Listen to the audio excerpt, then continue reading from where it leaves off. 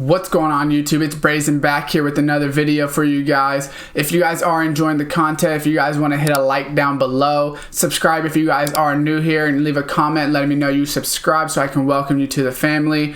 And that being said, cue intro.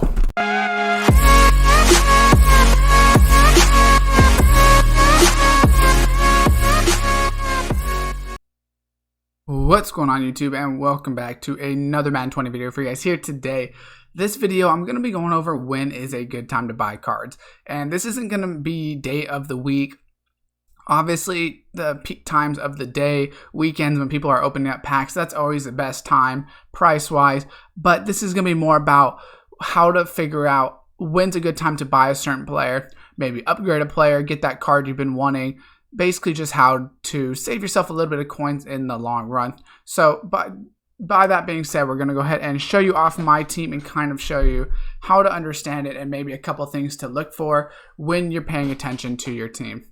So what you're going to want to do is pay attention to who is not only a low overall or a lower overall, but also who you think could be in a new promo, who also could be someone that is in a new promo or just just going to have a card in like an Ultimate Legend or something like that. So if we go ahead and we look at this Michael Vick, for instance, we know that he is a 96 overall card, which boosts him to a 97.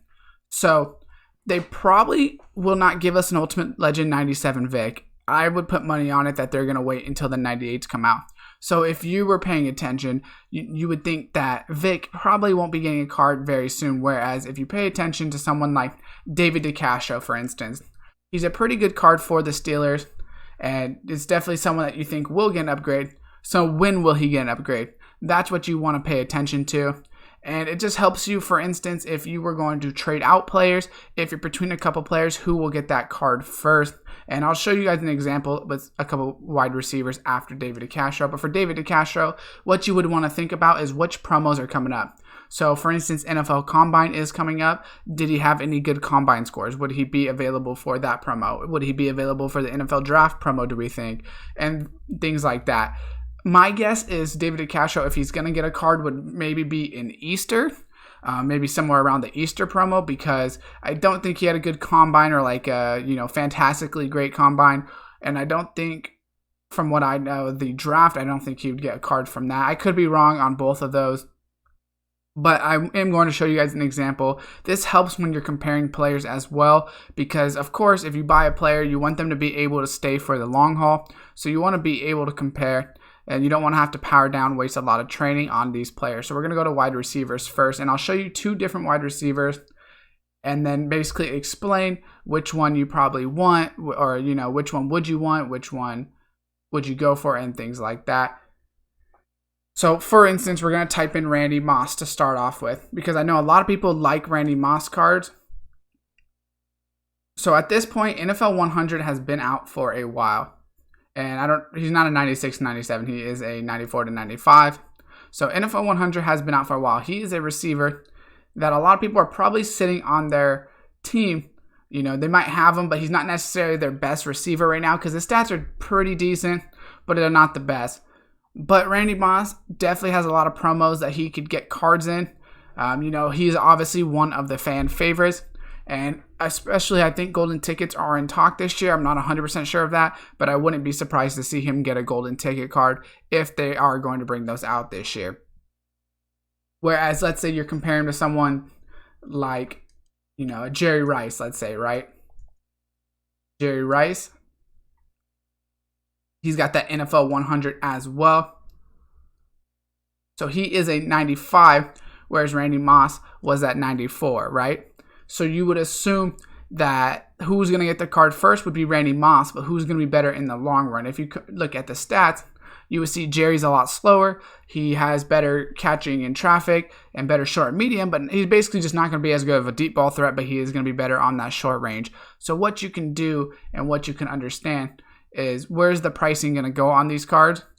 For both of them, they're probably just going to continue to go down, because wide receivers are, there is a lot of wide receivers. so I don't see their 94 overalls going up, but they possibly could. That's definitely something to pay attention to. Even we can see that a lot of them are going for 140 and things like that because they're not going to be as prevalent as a card in the long run. For instance, someone like a Patrick Mahomes, we know he is not getting any more cards. So if you were thinking about getting them, I would always wait on that 99 overall card unless you really need that card on your team right now. We do know he has the 94, 95, so we're going to go ahead and go to the Chiefs. But this card is probably not going to go down in price. So if you're trying to get this card, it's not really going to drop too much in price. It will over the long haul of the game, but not in a short-term basis because there's only 3 of them on the market. So if you need this card, or if you're trying to build a Patrick Mahomes, you need this card. So you're going to pay whatever price the market gives you, not necessarily what these cards are necessarily worth. And I will go back to my team and just give you guys a little bit more of an idea of how I would think about it. So for instance, I just got my TJ Watt upgraded. Or not completely upgraded yet. I still need to buy that last card, but we know he just got that upgrade at that 97 overall. So we could pretty much assume he's not going to get another card for a good while. Same thing with Troy Polamalu, who got this Ultimate Legend, but someone that might be looking to get a new card would be Minkah Fitzpatrick. He has a 96, so I would assume he's going to get a 98 or a 99 overall card at some point. So the thing is, do you want to get rid of him and get that new 97 overall safety, or do you want to save him and wait till another card comes out? For instance, it's a little bit different that I'm playing with the theme team, but if you're not playing with the theme team and you're looking at cards, it definitely does make a difference. For instance, with myself, with Michael Vick, would I want to power him down all the way, waste all of the coins, waste all of the training to get the Patrick Mahomes, or can I assume that Michael Vick is going to get a new card? Most likely, I would say 99.9% before a Patrick Mahomes card. And that's why for some cards, it definitely makes sense just to keep them even if they aren't that high of an overall. For instance, with the David DeCastro as well, that he'll probably get another card before some people that maybe get 96s, 97s, even 95s. So you're better off just waiting for a little bit. So I will give you guys a little bit of another example as well with them. So we just got a couple of running backs. Because the thing is, you'll always waste coins powering up and powering down. You will waste a lot of coins. So you don't want to do that if you don't have to. So for instance, if we go to the halfbacks and we got the 96, 97. And we see that we got the Marcus Allen. He did come in. So if we check out his stats, 94, 94, 93. He wasn't that much better than the Eric Dickerson. If we compare this and we see his stats and then we go to the NFL 100, and I know a lot of people do make these mistakes because they're, just paying attention to certain players, or they see one upgrade and they want to change him out right away. But we can see Eric Dickerson still going for 322,000. That's because his stats were basically just as good, if not better, than that 96 overall Marcus Allen. So even though the Marcus Allen was a little bit of an upgrade, if you just held on to your Eric Dickerson, if that's the card you were using, now you have an even better Eric Dickerson. Now we'll go show you guys that card. So it's not in there, it's in the Ultimate Legends. So Marcus Allen, you might have made a little bit of an upgrade. His trucking and break tackling, really all you gained was like speed and a little bit of agility and catching to that 94 overall Eric Dickerson. But then now we check it out. Eric Dickerson's going to be a way better card, and you didn't have to waste a lot of coins powering up and down. So hopefully that does make sense for you guys.